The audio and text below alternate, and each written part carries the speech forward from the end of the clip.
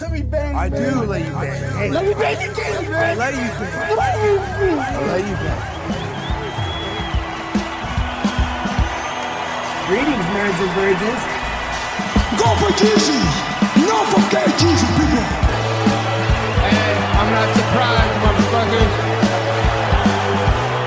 Ladies and gentlemen, it is time once again for your favorite mixed martial arts podcast.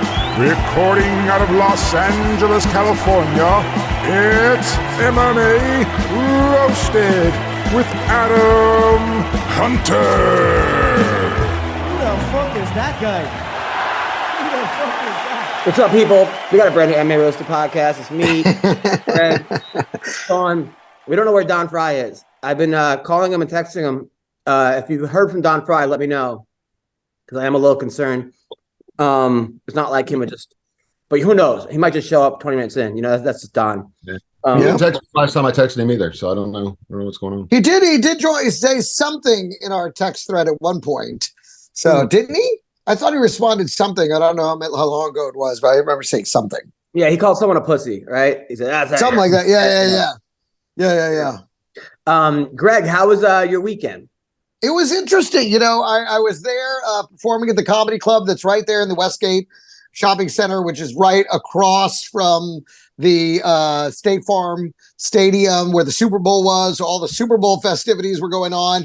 And of course, so right outside in the pavilion, they booked two concerts at the same time as, you know, we're having, they're like, fuck the comedy club. We're having a giant. So the first night was Marshmello.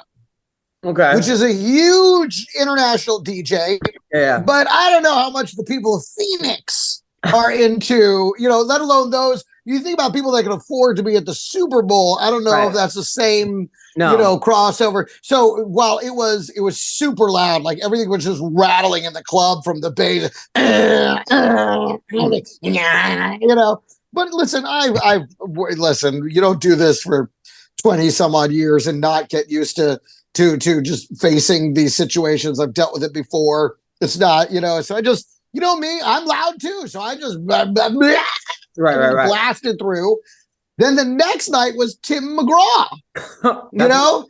Yeah. And now Tim, while not nearly as loud, definitely way more people. That place was bananas. Yeah.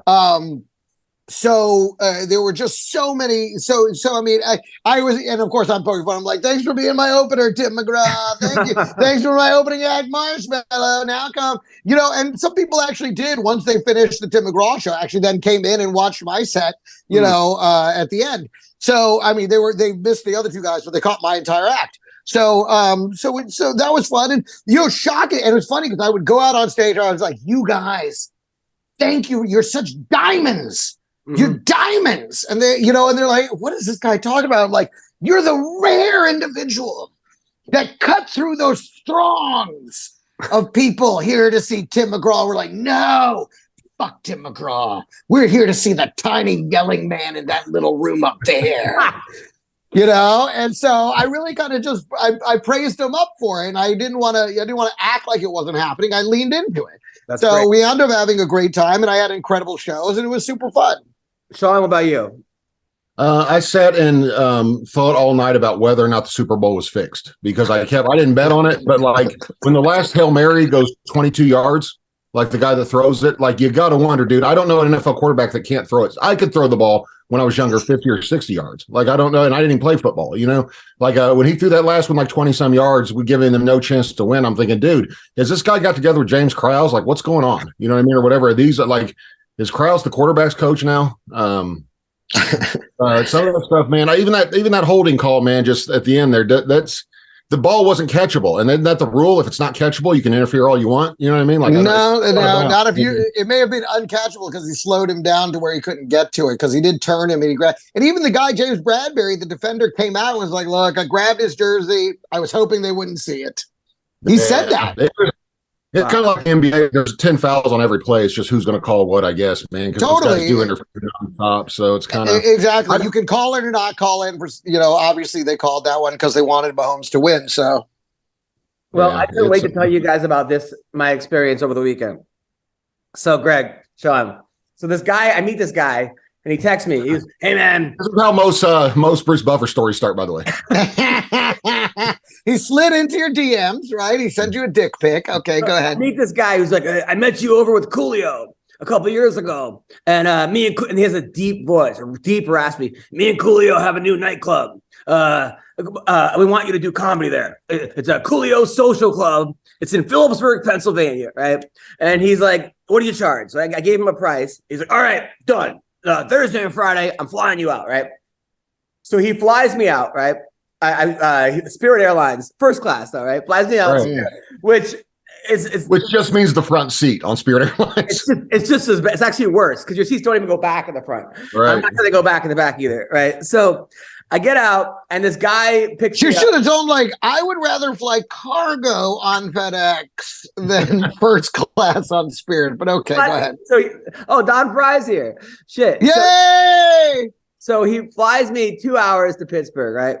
And he goes, "I'm gonna have a driver meet you, right?" So I mean like 6 hours to red eye, and it's a 2 hour drive to Phillipsburg, right? So it's a town of 2,000 people, 2,000 people in this town. So I get there, and then he puts me up. He goes, "You got you staying at the We Are Inn," right? Which is it's on the side of the highway. It looks like a murder scene. Like, we are in, right? We are in, right? So I get out, and the guy meets me there, and he goes, "Right across the street. That's where I got a DUI last year. I ran into a dam," right? He goes, someone took a picture of it, and my car was hanging over the thing, and then it goes catch of the day, right? Like, so they made it mean 7 million people, right? So I get to the social club that night. It's about 40, 45 people that could fit there. Like, it's at capacity, and there's like slot machines everywhere. And I'm like, "Oh, I didn't know gambling was legal." He goes, "Oh, no, this is not gambling. These are video games with money where you win money." He goes, I actually sued the whole state of Pennsylvania." He shows me his lawsuit, and he somehow won. That he carries around with him for some reason. Dude, so then, we've talked about this before, Adam. You don't gotta say yes to everything. So, all right. so before the show, I asked him, I'm like, "Were you scared of going to prison, right? After you got a DUI? He goes, "Nah." He goes, "I did 10 years in prison. A hard time." He goes, "I was looking at 30 to life, but luckily the prosecutor was corrupt and used falsified. They said I shot 10 people. I didn't shoot 10 people, right?" So he tells me about prison. I go, Only 9. I go, "What Exactly, were you?" exactly. Don, you got to meet this guy. You would love this guy. Absolutely love this guy. I go, "What'd you go to prison for?" He goes, "Oh, I was a Latin king." I'm like, "Oh, but you're not Latin." He goes, "They let me in." Right. And I like, and I believe him, right? Because he's like, "I'm getting rid of my tats right now." And he's got tats that are removed all over him, right? He's got 5 daughters working the place, right? They're all like high school. I'm like, "Oh, one of them's 14, right?" He goes, "Yeah, I homeschool her. She's a tattoo artist, right?" She's a 14-year-old tattoo artist, right? And I'm like, I go, "Oh," he goes, "Yeah, I got 5 daughters with 5 different mamas."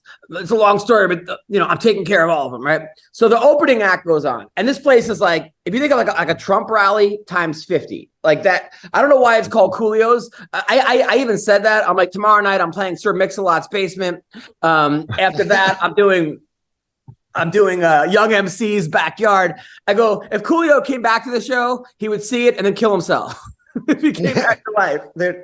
So they bring me an opener. The opener goes on, and she's like, talks about being a lesbian. She's like, "I used to be a lesbian, but now I have a boy. I'm married, but my fiance is in prison. He's got long hair. He's beautiful, and I peg him every night before he went to jail." Right.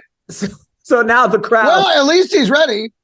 Right. Yeah. So now the crowd is horrified. So she gets off, and she does like 6 minutes, supposed to do 30. She doesn't come back the next night, right? She just leaves. Oh my God. She's like, "That's it. All right." And during my set, she sits in the front row, like the very front seat. And I'm just like, what you fucking hate as a comic, you don't do it to another. Yeah, like, what are you doing there? Yeah, you're not an audience member. You stand on the side. So You stand in the back. So the people there were so nice. I mean, these are some real like old, like nice backwoods. So this guy's telling me, he's like, "Yeah, I worked for 50 years. That's my son. He's got autism, but he's a rapper." Right. So Naturally. Oh, yeah, of course. I go, is his name Two Little go hand in Spectrum? hand. His name Little Spectrum, right? So then Right. he That's a good goes, name.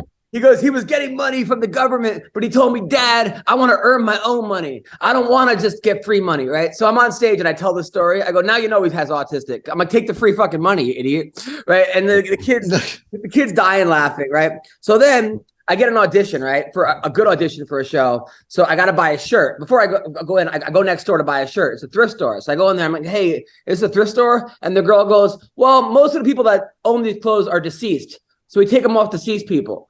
I'm like, Yeah, the mortuary next door should have been your first clue. Any bullet holes? Any bullet holes or knife holes? Anything like that? Blood stains?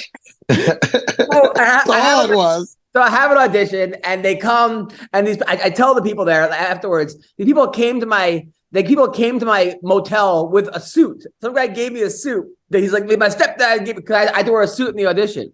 He goes, and they brought me this light. Like, they're the nicest fucking people you ever meet. Like, just beyond nice. But so then the next night I go, and the guy who runs the place, his jail cellmates were there. They came to, like, they're all friends, right? So one guy has an eye patch. And he tells me, he goes, he's like, it looks like the Undertaker plus 100 pounds, right? And he goes, I got an eye patch, but next time I'm in town, I'll be your driver. I'm like, I like my drivers with two eyes. Then there's like, what? Next time. I'm blind in one eye, can't see all the other.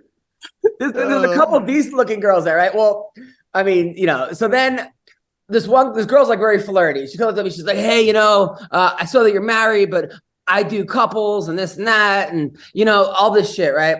She said she works at the. Sounds like she was a hooker.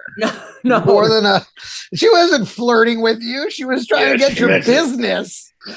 She mentioned anything about a price? No. So there's some guys I do couples. So some guy says, watch out for her. I go, why? He goes, she likes to get peed on. I go, what? He goes, yeah. I like to pee on them. It's like, great. Great. I just drank 4 beers. So they said they made a video where somebody bought a pee tape off her. So this girl, she likes to get peed on. Dude, it was like the next night, right? So there's no more opener, right? Because the opener quit. So the guy's like, hey, can you do 2.5 hours? Oh my God. Who are you, Dave Chappelle, right after Africa? Oh, the places you'll go. He goes, I'll give you an extra, and he named a really good number. So I was like, sure, right? So I do 2 hours and 15 minutes, right? Then at the end, I go back to my, we are in, and they all bang on my door. They all know where I'm staying. And they're like, hey, come out with us. I'm like, guys, I'm tired. They're like, not because you mentioned it on stage or because they know the guy that runs the We Are In. So. Well, that too. So they take me to a club that's connected to the We Are In, like in the back. And it's the same people that were at this place. And now they're all just even drunker, getting more and more fucked up. Some guy tells me, he goes, oh man, you inspire me. He goes, I got a tattoo. You want to see it? So I'm like, sure. He goes, it's a butterfly. It's a stick of butter. It's a stick of butter with 2 fly, like 2 butterfly. Dude, it just gets. Was it on his asshole or what? That's what I think. Was it a tramp? Was it right above his dick? Was it? Yeah. Dude. Oh, and then during the second show, right? So some old guy's heckling, right? Some old guy. He thinks it's a conversation. I just won't stop talking to me. And a nice guy, but like I'm like, all right, dude, I got this. So finally they kick him out. But like 19 people kicked him out. Like, you got to cut. So now half the crowd leaves to take this guy out, right? So now I'm saying like the lesbians go, the prison warden. I'm like, is there a line to punch this guy? I'm like, show him the fucking light. He'll walk towards it. I'm like, how many people to kick out a 105-year-old man? So that was my experience. Apparently more than 76 million. I don't know. So, I do have a. Sorry, they trying to find a polite way to walk out on your show. Exactly. They're like, I'll take them out. And everyone's like, I'll take them out too. I do have It's not their fault. I mean, 2.5 hours is a lot of Adam. I mean, Dude, what? They kept offering me moonshine. So one guy had a homemade moonshine. Oh. I drank. Don't take it. I've made that mistake before. Then who knows what the rest of the show was like? I wasn't there. Dude. Adam, next time when he needs an opener or somebody share the 2.5 hours with you, the owner should just have his 14-year-old hit up Chris D'Elia. Like, I guarantee you she'll at least get a text back. Like, I don't know if he'll do the show, but I guarantee you he'll respond at very least. I can negotiate from there. Dude, I was on stage going like, how many wrong turns did I make in my life to get here at the Coolio Social Club? But Greg, let me know if you want to do the gig. It pays really well. After all that, of course, Greg wants to do it. Now, in first class on Spirit, you say? That's the thing. I have an easier time saying no than you do. That's just one of those things where I'm gonna be like, nah, I'm cool. Like, I'm going. Dude, there was a guy in the back who looked like The Undertaker, and he was like, they were like biker friends of this owner, and I was like, he's like, yeah, I did some time. I'm like, why? He's like, for fighting. I'm like, oh, were you a good fighter? He's like, listen, I'm the kind of guy that I could break bones. He's like, I'm a bone breaker, right? He goes, I know how to kill people with my finger. But for some reason, I believed him. Like other people, I've never. Yeah, it's called a trigger. A fucking trigger. Yeah, exactly. I was going to say it's called showing up with a sledgehammer. I thought it was death by 1,000 peggings. Dude, he told me back in the day. He goes, back in the day, we used to have drive-in fights. I go, what is that? He's like, we'd all go to the drive-in, and I went 34-1. I finally broke my Every legendary Street Fighter always has that one on the end of their record because it makes it more believable. I went 601. Yeah. So, Don, how you doing, man? Where have you been? I've been hiding from the world, man. Shit. The world needs more Don Bryant, buddy. Don't hide from us. Yeah, don't I look good? You do. You look great as always. There's a Thank you. There's a video that went viral about you calling everyone sissies with Karen Bryant. I've seen it like 19 that times. was like 10, 15 years ago. Yeah. That was at my fight that Don commentated and hurt my feelings. I didn't know Don. I just met him that weekend. And the first time I got kicked in the fight, Don goes, McCoy looks like he's ready to quit. And I actually heard it in the fight. And I turned and looked at Don. I was like, dude, that's my hero saying after one kick, I'm ready to quit. 10 seconds in. I was like, that broke my heart. But then after the fight, I got to watch a drunk and high Carl Parisian argue with a drunk Don on who was a better generation of fighters, even though they were both from the same generation. It was very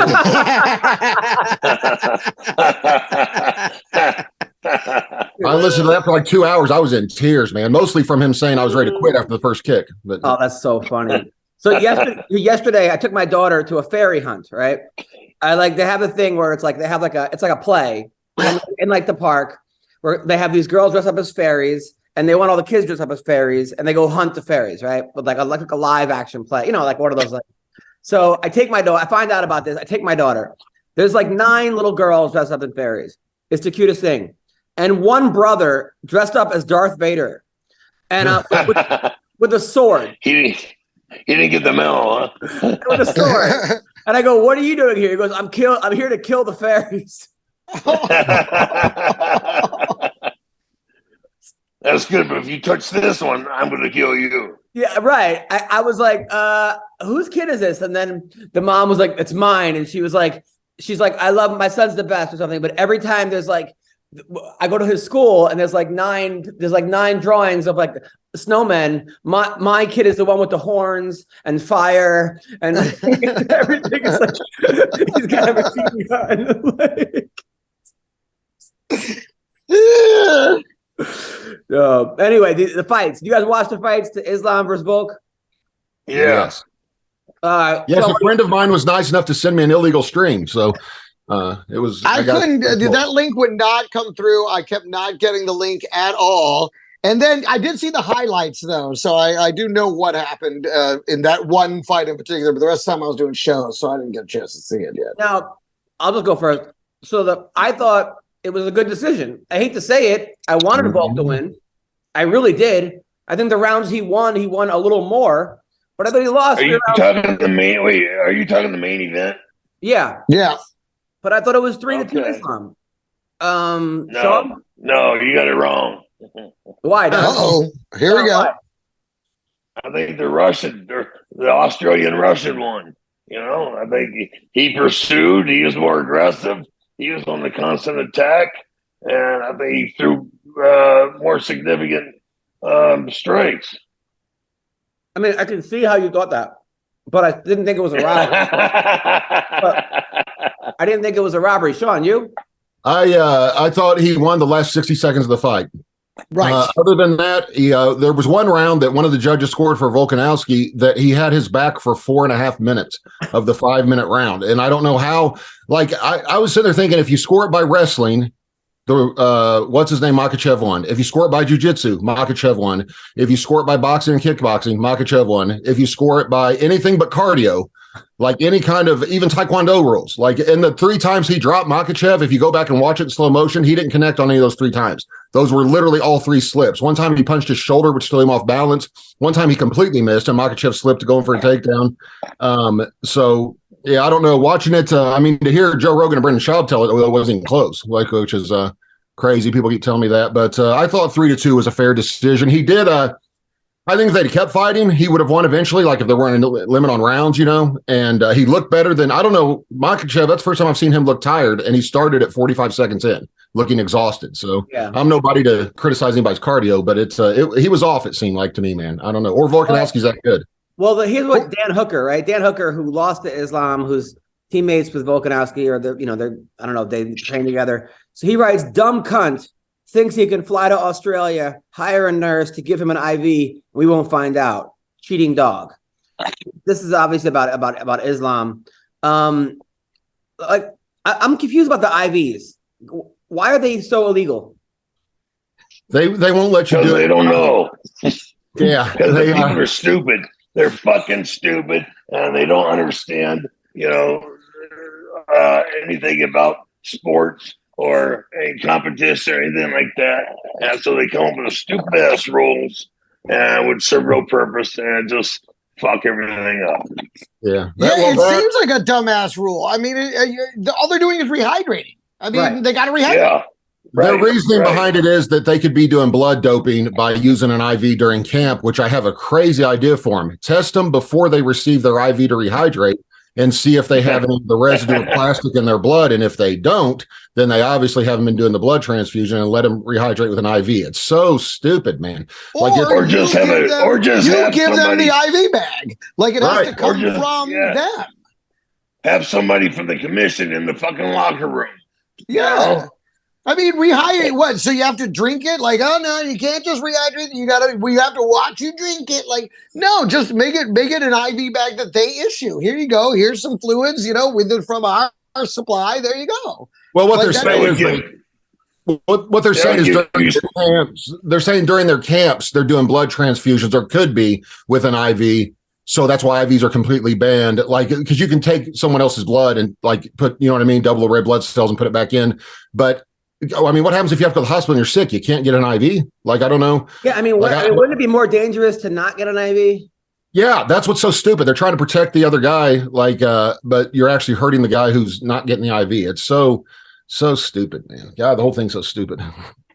Yeah, I mean, it's so that was and then the other fight, the co-main event.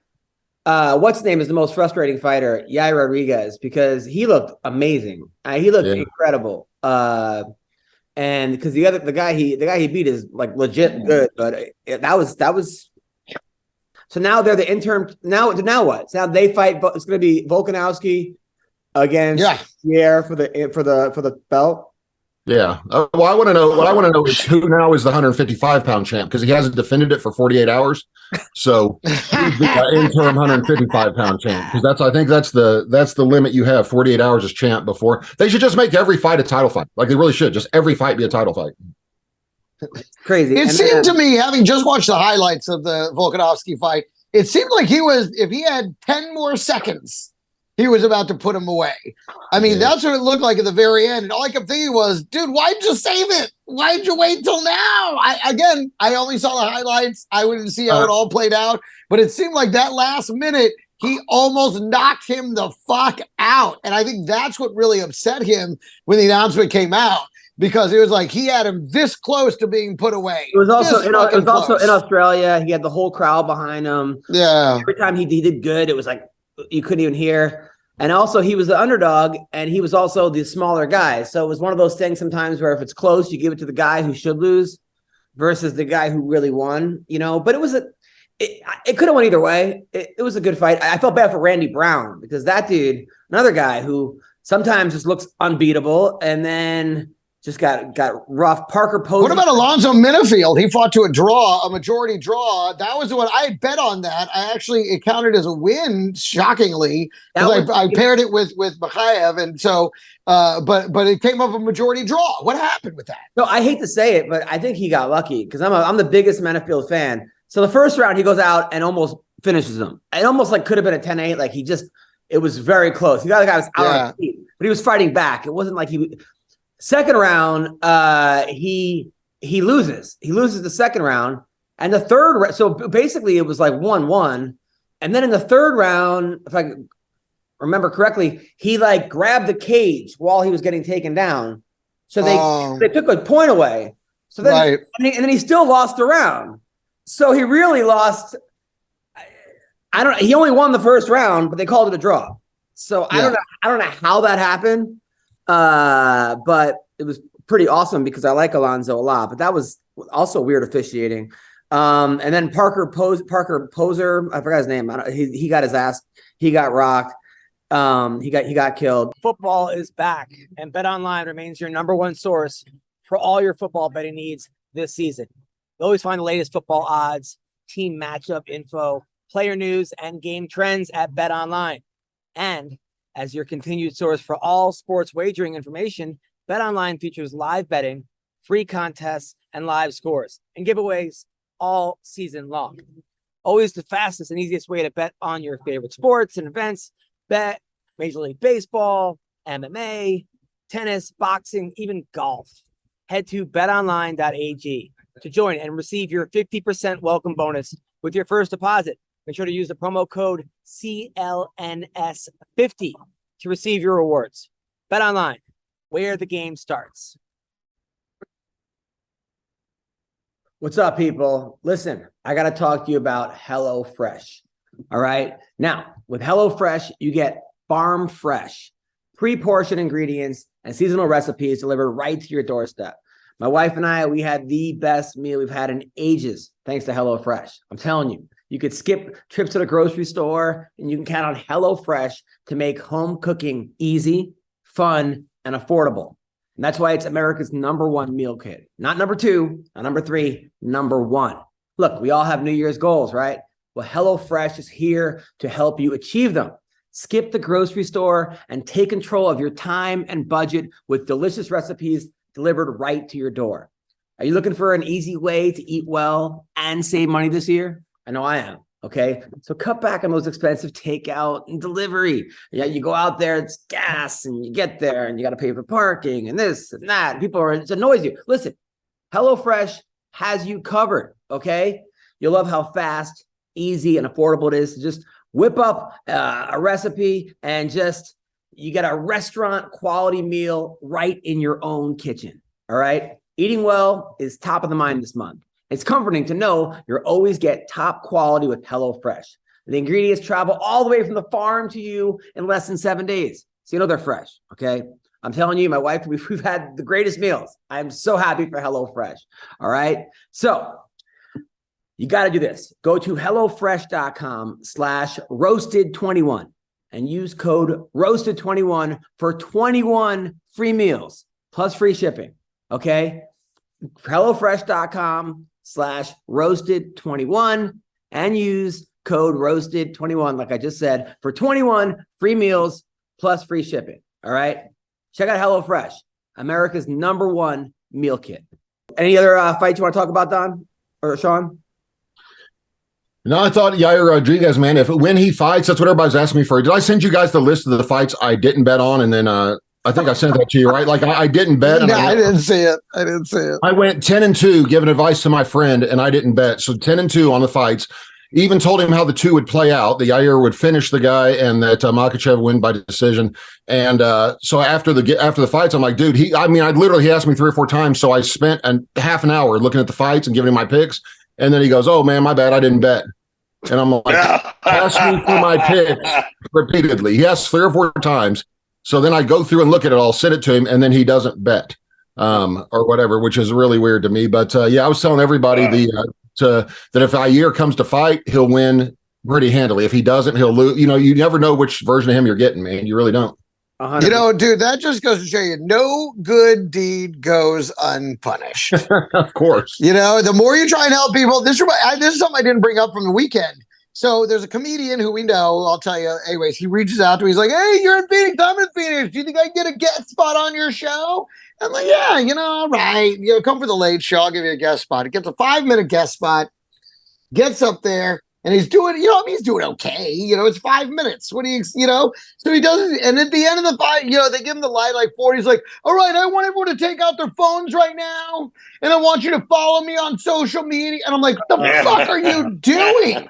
You're up there for 4 fucking minutes. Get the fuck off my stage." Oh my God. I wanted to kill this motherfucker. I was like, "How dare you on a 5-minute? Everyone take your phones out. Look me up. Here's my name. Follow me right now." Like, oh my God, I wanted to fucking kill this guy. Just etiquette, comics, fucking etiquette. You only do that on your show. It's not, you shouldn't do it anyway. Because the last thing you want is people looking at their phone. Because they're going to see all the other shit they need to see on their phone, and now they're looking at their fucking phones. So you don't want to do that anyway during a show. But if you do that at the very end, if it's not your show, don't fucking do it, especially not on a 5-minute fucking guest spot. God damn it, I wanted to kill this motherfucker. You do like Schaub and just buy followers. That's what I would do. Schaub's the only guy in the world that's got 1 million followers on Twitter and gets 3 likes and 4 retweets on every post. Like, dude, how in the hell you don't have any interactions between your 1 million followers? That's crazy. I did a show one time in Fresno, and the guy did a 4-minute guest set, and I guess he sold scooters. So he went up there with a scooter and did like a minute of jokes and 3 minutes on pitching a scooter. And then he had them in the back and was trying to sell them after the show to everybody. And not one person bought a scooter. Like, that's amazing. That might be the best story I've ever heard. Dude, one time I saw a guy come in, ask for a guest spot, and then begged everybody to buy his CD on the way out. After 5 minutes, and then he's just sitting there with his fucking CD, like, and I'm like, "Oh my God, this is so embarrassing. Stop it. Oh, it's like, I'll give you $20. Just stop fucking holding up your CD. You look stupid."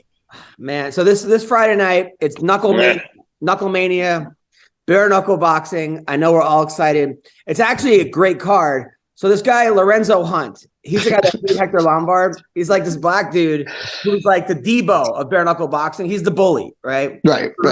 So he goes out there and he's got strippers and he's throwing money when he walks out with like 5 girls. And they're twerking and like, He's my hero. I'm already into it.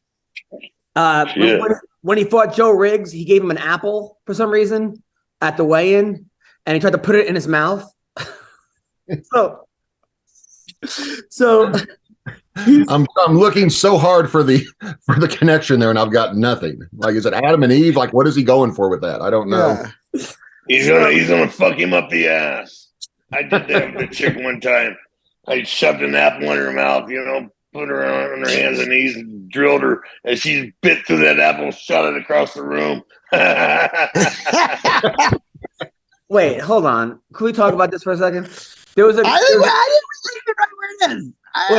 Wait. So there was a girl that wanted you to fuck her in the ass, and you put an apple in her mouth? Yeah. This wasn't I told you to leave it. Why did you? What did you think? What more to the story did you think there was? But like, why did you? Truth be known, it was a hog roast, and Don confused the pig for a girl. That's what I'm thinking. Like, I'm like, this must have been a chubby chick. That's what I'm thinking. Yeah. They're like, "Why is there a fire underneath you?" Like Don was asking the chick. Yeah. It's like, boy, her skin's real dry. Her skin's real dry. Here's some moisturizer. Or do it again. Like, you get an apple by your bed, or you went to get an apple and you knew you were doing anal sex, and then why did you have? God, you fucking why are you so obsessed with this story? It's a 5-second story. Yeah, that's it. That's the whole Adam's gonna tell story. his wife. Adam's gonna tell his wife that story and be like, "What would you think about something like that?" And then he's gonna bite into an apple. But by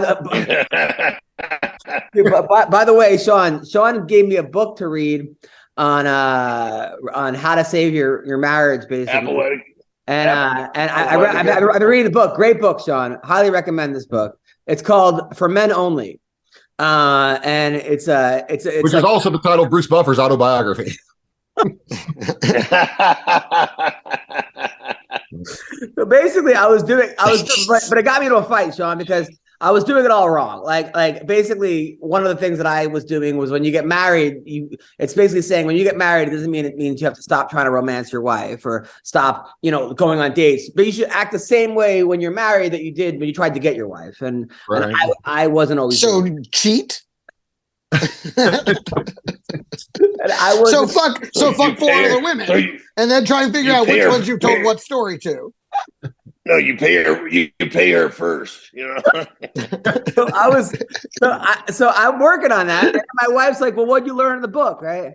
So of course, like I didn't want to give her a fucking book report, but I was like, but I'm like, okay, she wants to hear what's in the books. I'm like, I'm not going to tell you because I'm not going to be able to really paraphrase it. It's just not going to sound out. You have to kind of read the book. Plus, it's for men only. And so then she's like, so then I finally told her, and she's like, yeah, because when we first started, and then gave me a fucking list of things I did wrong, right? So then that's what I'm saying. Exactly. Like, you don't want to do any of that. So then I was like, no, I'm not saying that really happened. She's like, well, that was my truth. Well, your truth is, so now we get into a fucking blowout. So now because of this book, we got into a huge fight because I'm like, no, I will not admit that I did these things because I don't think I did these things. I mean, and then I know the book's going to say, well, it's about how you're feeling. That's what the therapist is going to say. And that's what you're going to say. But I'm not going to say I did this because that will be admitting that I did this crime. And I'm like, why don't I just start accusing you of shit and then just say, you didn't. So anyway, but we made up and everything's okay. Your first mistake was taking marital advice from anyone on this podcast. The fuck about McCorkle's life made you think, oh, this has got to be pointing me in the right direction? Look what it did for McCorkle. I mean, this has got to be great. The author also has a book called For Women Only that explains how they should act, but don't expect any woman you're in a relationship with to read it or act upon it. They're only interested in improving yourself. But after the initial fight, Sean, it's been much, much better. And I thank you for this book. Thank you. It's one of the few I would recommend to anybody because it actually explains how crazy women are. After I was done reading it, I was like, this is the craziest shit I've ever read in my life, but it all works. Like it all works, man. It's crazy. No, they have the name of the book. It's called For Men Only. They have a disclaimer saying this book is not politically correct. and there's a lot of things that people are gonna be offended by in this book, but we don't care. This is what we found. I think you need to share with us some nuggets from Men Only. I want to hear some of the incredible, non-politically incorrect advice. Maybe it's great. I don't know. Let's hear. Well, they interview like 5,000 women, and it's all based on like their answers. So you're like, oh shit, that's actually. They're not even saying that like we think this is true. They're saying these girls that were interviewed said this is true. So here's the one I remember. The biggest takeaway is when a woman has a problem and wants to talk to you about it, she doesn't want an answer. She doesn't want a solution. She doesn't want your advice. She wants you to understand how she feels. Yeah. And to me, that's the okay, understand how you feel. What does that do for you? It just verifies I'm not crazy. Well, you are crazy, but okay. Like now I understand how you felt, and then everything's better. Like, you know what I mean? Like I cut my arm off every time I wash the dishes. Well, maybe don't do it with the chainsaw. Like, oh, why are you trying to tell me what to do? Like instead of, how's that feel when you get your arm cut off? Like it's something. But if you want to read the one for women about men, the women also think it's crazy, but it's exactly right on everything. Like everything. Like I read it, I was like, that is, if a woman would act like this, everything would be fine. Most chapters were just keep them. For women only. Wake up, blowjob. Yeah. Lunchtime, make lunch, blowjob. More or less. Dinner, make dinner, blowjob. One of the funniest. Make dinner, anal with an apple. Chapter 1 through 3 are keep your mouth shut. Like that was chapters 1 through 3. One of the funniest. Jesus, no, stop. One of the hardest I ever laughed. Lose some weight. One of the hardest I ever had Greg Wilson laugh was when I had a show called Kamikaze Comedy. We ran up to people and just started telling jokes, right? And so we run up to this. There's like 9 women having a picnic. Oh my God. And they're just sitting there, like, I don't know, having an Oprah book club, whatever. So it's like Sunday morning, like 10 a.m. I run up to them, I go, ladies and gentlemen, Greg Wilson. And this is Greg like 15 years ago, right? Well, so Greg has matured a lot, and you know, like everyone else. This was like Greg out of a cannon. So he rolls up to them, ladies, how's it going? You know, he goes, you guys have the book out called The Secret. You know, The Secret. And everyone's like, I'll be ready. He goes, Secret is learn to suck some dick. Get real quick. Like, that's the secret. Dude, the camera guy's on the ground, like the sound guy's fucking laughing. There's like one lady dying laughing, and 4 women that are just like, what the fuck? What happened to our Bible study? This is fucking crazy. I saw one of Adam's clips. I don't know. You were doing this speed dating thing, and you were saying the most offensive things I've ever seen anybody say. And I found it weird. The younger girls that you would be considered more attractive were offended and like got up and walked away. Yeah. You've got a cougar on there that nothing you said to her could move her. She was unshakable. She was smiling, laughing at it all. And it just proves that if a woman finds you attractive, you're suddenly. Dude, that woman, something was awful. Like she didn't know what. We had Corey Holcomb there, who Corey's like the funniest, most offensive comic I've ever seen. And he goes up there and he goes to that woman. He goes, yeah, you know, I was watching The Roots the other day. You ever watch Roots, right? And the lady goes, oh, I watched The Wire. That's like chapter 38 of the Roots. Of Roots. What? I watch what happened later because of Roots.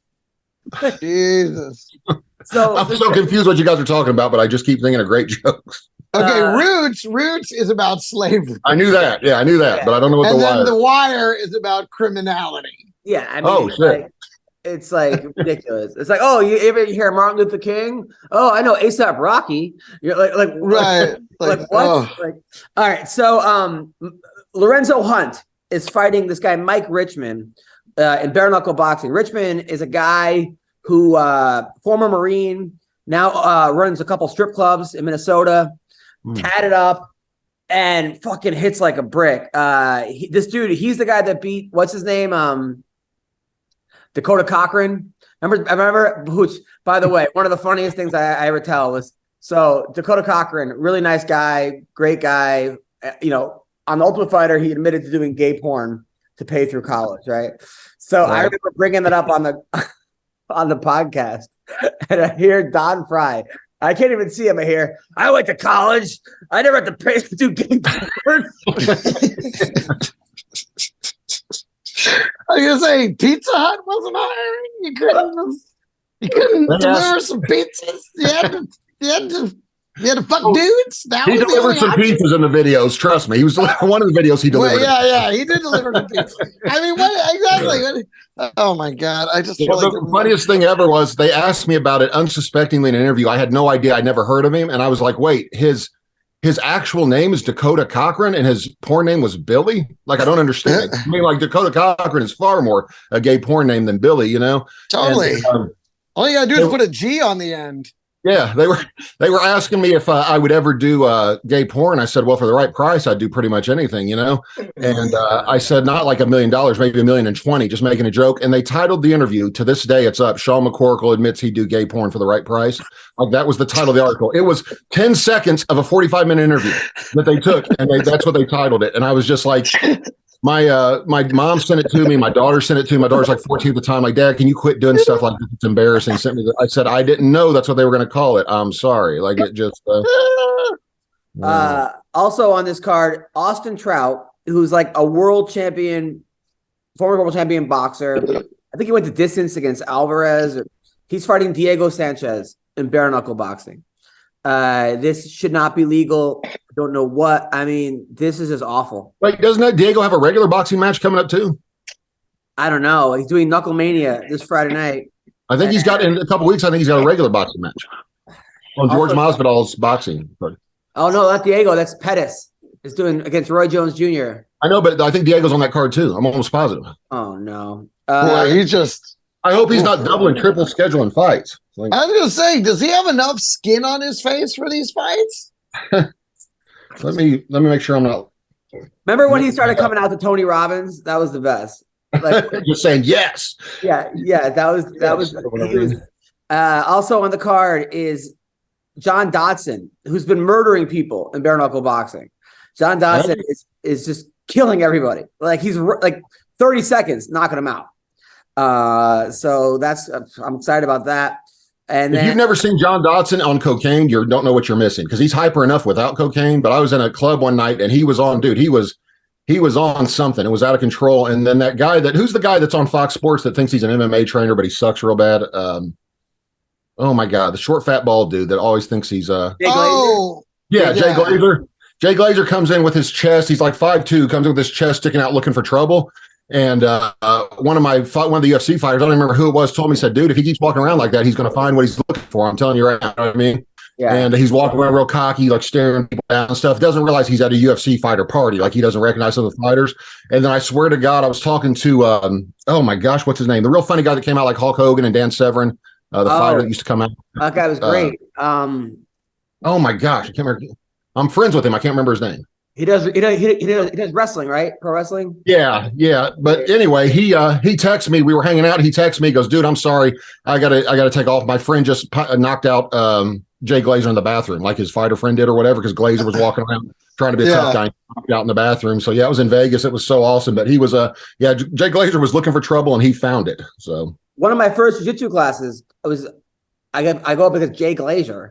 And I don't know, all I know is wrestling. So I'm doing well wrestling, and then he goes for a rolling heel hook against me. Naturally. And he gets pretty good at it. And then the instructor flipped on him, and he's like, "What are you doing? You're going to break his fucking ankle. It's his first day." And he goes, "He's got to learn somehow." He's like, "Listen, I'm short." Like that's all he said. By the way, Don Fry, I asked Dominic Cruz about this, right? He says it absolutely happened. Uh-huh. You went to San Diego to train boxing with Dominic Cruz. Halfway through, you threw a head kick and knocked him down and said, "Keep your hands up." You got to learn somehow. Right. Did this happen? I don't remember. If it's new to me, but who am I to challenge somebody's memory? In Don's defense, it was a leg kick he threw, and it still hit Dominic Cruz in the head and knocked him out. So. Because I asked him, I said to him, I go, "Hey man," because it was when I was asking everyone to call you in the hospital. Did he ever head kick you during a boxing only sparring session, or was that a Rupert? He goes, "That happened." And judging from my last couple losses, he was onto something. This is exactly gotta learn somehow. It's pretty cool that Cruz said that, actually. So yeah, and also this week in bare knuckle boxing, my friend Josh Watson, right? Which he's this like big tatted fucking guy. Like, I mean, he's one of these guys that looks like Sons of Anarchy, tattooed head, and he's the nicest guy ever. He is fighting Greg Hardy in bare knuckle boxing this Friday night. Greg Hardy. You better get off first. Yeah. Because Hardy only got to touch you once. Yeah. I mean, he doesn't have a lot of technique. He doesn't have a lot of experience, but he's all power. Yeah. I mean, I don't know, man. Greg Hardy, that's crazy. You ever think he thinks to himself, like, man, I should have fucking not fucked around so much in football? Yeah. You should have stayed in shape in the offseason or something. Yeah, although he may be one of those guys that just likes fighting more. Maybe that was always the problem. Football wasn't violent enough for him. He may be like, fuck, this is what I was missing. I just like beating on dudes. Fuck rules and refs and, and can't put your hands there. I mean, he may be in love with it. He may think it's the greatest decision he's ever made. So, but there's no way he's making the same money. How good was he at football? He was pretty amazing. I think he was all pro a year or two, wasn't he? Wasn't he? Yeah, I think so. Yeah. No, he was a dominant force for sure. I mean, that's why they kept getting so many chances. Because when you could keep him on the field, he was fucking fantastic. But he just kept making too many mistakes off the field. I think once he beat up his girlfriend or wife or whatever it was, I think they pretty much were done with him, man. Pretty much. They were like, you know what? Okay, you're gone. So, but he had the He was on the field. He was a dominator. He really could have been a Hall of Famer if he would have been able to keep his nose clean and really stick to football. Don, what do you think of the The funny thing is, when the UFC cut me, they said Joe Silva texted me, said the risk just isn't worth the reward. And I was like, I've never been arrested. I've never because I say funny stuff online, the risk isn't worth the reward, But also he asked me to quit saying racist stuff on Twitter. And I texted him back and said, what if it's really funny though? And he just said, oh my God, back to him and didn't say anything else back to me. And then I tweeted later on, there's two things I hate, racism and interracial dating. And I got my walking papers shortly after that. So. Speaking of Twitter, so there's a real common thread in your career, McCorkle, and it's people asking you not to do something, and you're just doubling down. Always. I like how it was the walking papers, not as running papers, because cardio is never. My slow walking papers out the building. Is that in that for men only book? From that, like, here's what you want to do. Whatever she tells you not to do it twice as much. That's it. No means yes, only, twice. For men only. So speaking the best was my first warning. Sorry, my first warning from the UFC came when I was dating a Native American girl, and she said she was on her college rowing team on text message, and I said, I bet you can canoe like a motherfucker, which is a great joke. That's funny. And I screenshot it, put on Twitter. That's when I got my warning from Joe Silva. It said, hey, Sean, Joe Silva, UFC, I need you to do me a favor. I said, anything you want, Joe. I was just trying to keep them happy. He goes, will you stop saying racist shit on Twitter? And I said, what if it's really funny, though? That's when I responded to that. And then, you didn't mean it when you said anything you want. You didn't. Anything minus making Native American jokes. Exactly. Anything except telling me what to do. Go ahead. I find that Native Americans, by the way, laugh the hardest. They're the best audience members. They don't. Yeah. They laugh so hard. Now, speaking of Twitter, Sean Strickland is allowed back on Twitter. Elon Musk lifted his ban. So he's been on a rampage. He writes today or yesterday, I might be in Boulder, Colorado next week. Any decent gyms out that way? I can probably spar with Pat Barry. What middle school does he hang out at? Oh, shit. Oh. What the fuck? They're on a string. I got reinstated on Twitter. Did I tell you guys that? After being banned for 2 years, I'm back on. Twitter sent me a message that said if I would remove my tweet that says kill Whitey, like hashtag kill Whitey, they would reinstate me. I didn't even remember writing that, but I was like, okay, I'll delete it, and then I'm back on Twitter again. So. You're back. Yeah, I'm back. So I won't be long, but apparently I'd said kill Whitey. And also they didn't like my tagline that said, I don't tolerate racism of any kind. Racism is a crime and crime is for minorities. So they didn't remove that too. So. What do you think? Listen to Don loving it. Greg, what are your thoughts about the Super Bowl halftime show? Dude, listen, it seems scary as shit, man. I don't care who you are. I'm not getting up on those floating platforms. That was bananas. So, I mean, it was fun though. I mean, Rihanna's got a lot of fucking hits, but obviously she was very limited in what she could do physically. And so, so there was a lot of arm dancing. That's what I noticed. A lot of hand gesturing and, and simple side steps, side in, Why is she limited physically? I hadn't heard. Oh, because she's pregnant. Oh, I didn't know. Yeah, I didn't watch. Yeah. No, that was like the first thing you notice is that she's on this giant platform floating, and she has this giant safety cable attached to her, and she's clearly pregnant. So all the dance moves are just like hands, hello, goodbye. Like that was it, like, And I'm like, okay. Remember, you're twerking for two. Like I don't know. Somebody said her special guest was a fetus.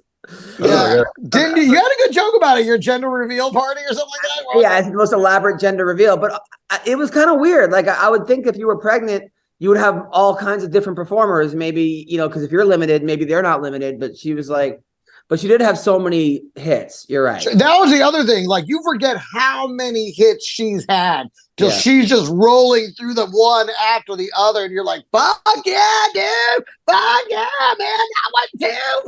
I enjoyed it. I thought it was pretty great. My favorite part, of course, was watching the Philadelphia Eagles eat a dick. That was my favorite part. Oh, and then Sean, people got mad because she smelled her crotch. She started rubbing her vagina and then smelled it. For what purpose? Well, I understand she's gonna. Baby was out. No, I think she's teaming up with Gwyneth Paltrow. She's going to do a collab on some candles, and she just keeps testing different We should conditions. we should do a cologne called Don Fry's testicles. There you go. You could smell like Don Fry's testicles. The balls of Don. Yeah, Don's scrotum. Don's fry grease. Oh, God. All right, so this Saturday night, Jessica Andrade taking on Erin Blanchfield. Blanchfield is she's 23 years old. She's 10-1, coming over a win over Meatball Molly. She also beat JJ Aldrich, Miranda Maverick. Her last loss was to Tracy Cortez in 2019, who's a smoke show. Jessica Andrade she's the one that beat up Lauren Murphy recently. Yep. Built like fucking Vanderbilt Silva. Oh. She has an OnlyFans account, which has some crazy pictures. People have sent me. Stop sending me that, please. So There be. You're about to get a wave of them. You realize that? Because according to For Men Only, if someone says don't send me those pictures, you send dozens of them immediately. So but I guess she said she was pressured to do an OnlyFans. I'm not sure. I gotta read more into this. Who do we like in doing this? Sean, Erin, or Jessica Andrade? I don't know the Aaron girl, so I'll say Andrade just based on she's the only one I've seen fight. She's the girl that slammed Rose Namajunas on her head, right? Yes. Okay, yeah, then I go with her. Greg? well, that and she's been just vicious lately. She's looked so just world beating in her fights. I love Andrade in this one, and I don't think it's close. Don? Yeah, I'll make it a threesome. With an apple. Yeah, well then don't forget the apple. I just can't believe you wanted to see how hard she'd bite into the apple by fucking her in the ass. I mean, I'm still very curious about that. Jordan Wright, who goes by the Beverly Hills Ninja. Right. That's his name. He's gotten beat up in his last 3 fights. He's gotten just. I feel like that name it kind of brings it. You know what I mean? Yeah. Who else do you want to beat the shit out of some guy? And because he also looks like like a Beverly Hills douchebag. So not that he is, but I mean, you look at him and he's a very punchable face. And then with that nickname, who else do you want? I mean, you're going to give him a couple extra with the ref trying to get you off. You're going to be like, nah, I can send him home. He's fighting. He's fighting Zach the Ripper. Zach the Ripper Pagua. There's this card. I'm definitely gonna watch it, but it doesn't have that many names. Jim Miller's on the card, taking on Alex Hernandez. Lena Landsberg, who goes by the Elbow Queen, unlike Nick Newell, who's the Elbow King. She's taking on Mayra Buena Silva. OSP is fighting. The Emperor has no elbow. I don't know. Oh. So listen, they can't all be home run, Sean. Welcome to our world. Welcome to our world. All right. So that's that. Jens Pulver got into the Hall of Fame. Good for him. That's cool. Yeah. He deserves it. Yeah. Yeah, Yep.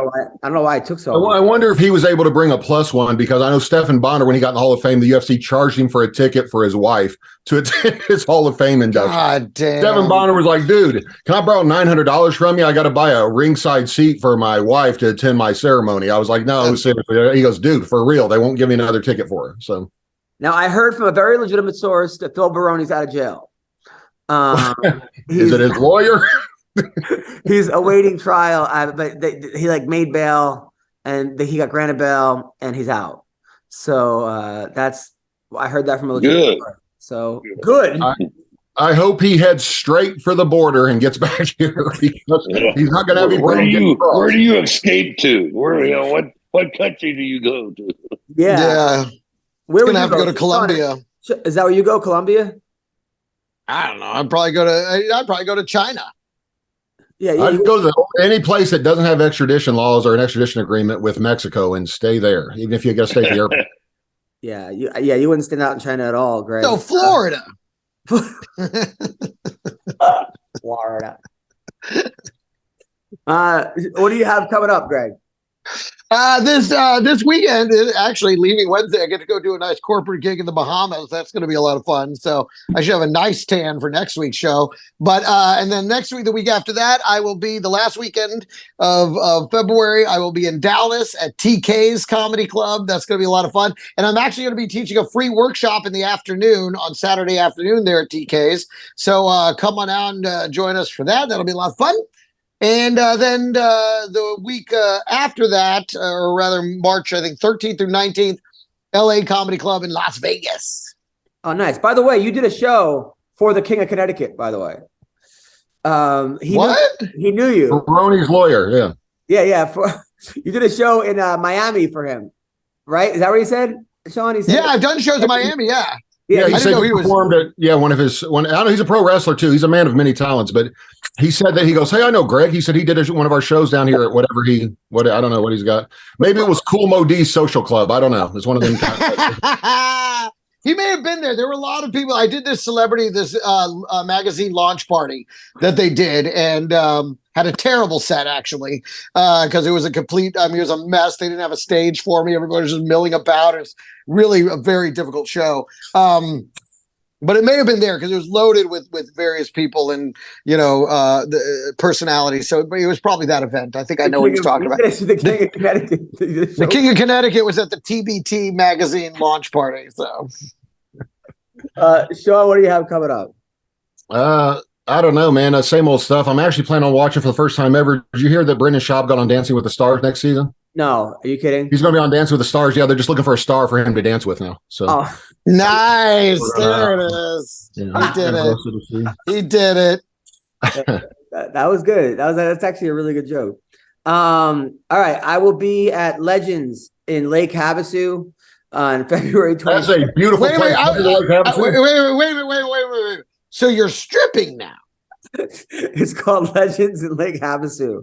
Lake Havasu is beautiful. If you've never been there, I went there one time. I didn't know what it was. I just took my girlfriend there because it looked expensive. So we went there, and I literally decided to drive 100 yards from my house to the bar, the only bar in town, instead of walking. And I got pulled over for a DUI on the way back. Like a cop sat right out there, and I was like, dude, I literally am 25 yards from the house I'm living in or staying in or whatever like that. And he wanted me to do a breathalyzer. Luckily, I passed it, or he said I did. I don't know what it was, but we've been drinking, and I thought, sure, that I can drive 100 yards to my house, but it's he said, right. Well, you make the place sound magnificent. So don't drive if you're there, but other than that, no, it's beautiful. You can't even drive 100 yards, but okay. It's a legend. February 27th to March 5th, I'll be in Las Vegas. Apparently it's called Legends because legend has it cops wait outside the parking lot for you to leave. They do. He pulled me over like 50 feet after I left the parking lot. I was like, dude. I'm at the Laugh Factory at the Tropicana in March 4th, February 27th to March 5th. And then I'm at Rick Brunson's House of Comedy in Minnesota, March 23rd to 2026. And March 30th to April 2nd, the House of Comedy in Vancouver. Does Bismarcky still have a social club? Bismarcky? Yeah, I don't know. He went to. Yeah. Dude, you're going to have to text me what you got paid because I may go do Coolio's stand-up comedy thing from the senior explaining. It sounds like it's not hard to make them laugh. Yeah. So may go do it depending on the money. There was a fight. Yeah. Someone's like, how'd you do 2.5 hours? I'm like, well, there was a fight that took up 25 minutes. Right. That's a nice intermission. The feature quit. I mean, it was unbelievable. It was it was just next level. It was so. I'm going to be doing Cisco's Rec Room coming up, so check that out. But this guy wants to go into business with me. I'm helping him write a play in Vegas, and the guy just have the King of Connecticut overlook the contracts before you sign. Yeah. He owns like 19,000 slot machines, video games. He has the patch for it. It just kept going on and on. I mean, the stories this guy was telling me, Greg, you got to meet this guy. I mean, he's just. If you ever go back there, I'm coming. Just let me know. I will fly out just to meet that guy, dude. Also, March 30th, I'm going to do Lil Wayne's sauna. Limited seating. Very limited seating. Bring your own towel. Dude, BYOT. Dude, there was a woman in the front. I was like, so you married to him? And she's like, yeah, I am. And I was like, how many cigarettes did you smoke? Like this, and she's like, way too many. And I did an impression of them having sex, like, put it in my ass. No, you put it, like, dude, it was, when you do it, You bite the apple. Hold my cigarette. Hold my other cigarette. Now hold this cigarette. dude, some guy goes, that girl gives such good head. He goes, my asshole was wet. I don't even know what I don't even know what that means. Like, Okay. Greg, All right. Greg, anything on that? I think she was doing it wrong. That's what it's. She's slobbering. No, she's slobbering. She's slobbering down the dick and it's down. You know what's weird is I heard when that girl loves dogs. It's for men only. I heard when that girl gives you a BJ, 2 hours later you start having nicotine cravings. Like now you're hooked. She gives you a blowjob, but she sucks it out through your asshole. Oh yeah. It's a unique technique. It's for men only. I think I know her. I'm glad this last 30 seconds of the podcast will keep me from getting erection for the next 10. Golly. That's like the opposite of Viagra hearing that. Ugh. Kill that argon right away, huh? Yeah. Well, you guys are the best. I hope you guys have a great week and take care. See you, man.